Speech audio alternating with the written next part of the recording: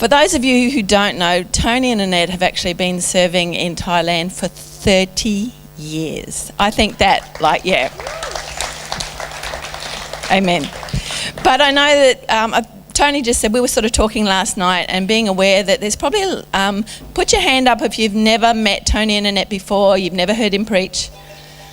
Yeah, so we've got quite a few people in the church that haven't met these guys before. So before Tony shares, and he's going to share an awesome message because he always does. No pressure or anything.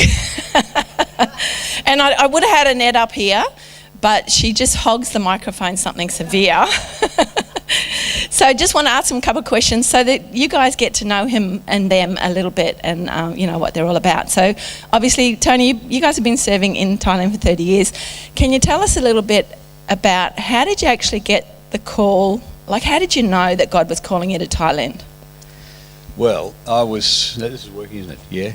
I was single and I was looking for a wife and I found her. And she had a burden in her heart, a deep desire to spend her life sharing Christ across the waters from Australia in a needy country. In other words, missions. And I had also had this heart for it. And I think I heard somebody come through the church not long after coming to Christ, and he was talking about missions, and I thought, yeah, like there's churches everywhere here, and over there's hardly any. In all of these countries, unreached people, there are no Christians in their villages or in their towns, and I thought, well, someone needs to go, and maybe I could. So it started like that, and it just grew over time. It grew for, 3, 4, 5 years. It intensified every time I went to a meeting. I would look out for missionaries. I would look for guys coming through speaking on missions, and I just sort of saturated myself with it. I couldn't help but do that. Okay, that's awesome, because I know that there'll be people here that you will feel that there's a call of God in your life, especially, younger ones, and you're never too old for God to call you, so don't, be sitting there thinking, not me. But, okay, so can you tell me, because obviously, wow, I hear missionary stories, and the fact that you guys have been there for 30 years, that just blows my mind. And there must have been some really difficult times during those 30 years, where you felt like giving up, where you felt like... Can you share with everyone maybe what was one of those difficult times and how did you actually get through it? Sure, yeah.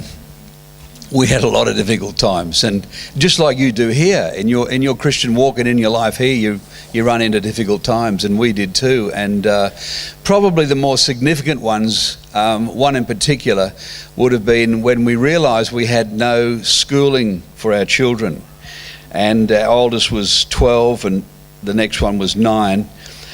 And we had asked for a teacher to come out, and we had a teacher for 6 months, and then we found a little school where an American was running classes for their own children, and that lasted a couple of years. And then we ran out and there was nobody offering, and we couldn't get our kids into the Thai school because they weren't Thai citizens. And we then realised we'd either have to go home and just call it quits or put them in a boarding school.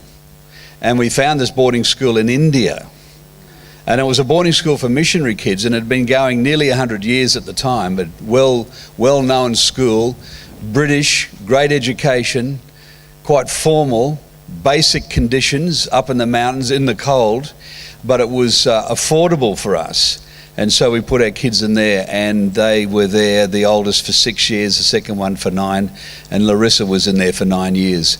And that was really, really tough, to have our kids in another country, in a boarding school, where they came home twice a year. And people did look at us and say, you guys are nuts, you're out of the will of God, you shouldn't be doing that, you should call it quits and go home. And all Annette and I could do was fall on our knees and say, God, is this the way you're leading us? Is this how it has to be? And we came up every time with God saying, just trust me, just trust me. And that we did, and the kids came through and we survived, and there were many tears along the way, but it was really, really difficult, but God was there all the way through. That's one of them. Yeah. Okay, and I know I was talking to Annette last night, and she's just saying what a wonderful education it has been for the kids and how they really thrive, so that's really good to hear down the track, because in the midst of everything that you guys were going through, I'm sure you were thinking, what the,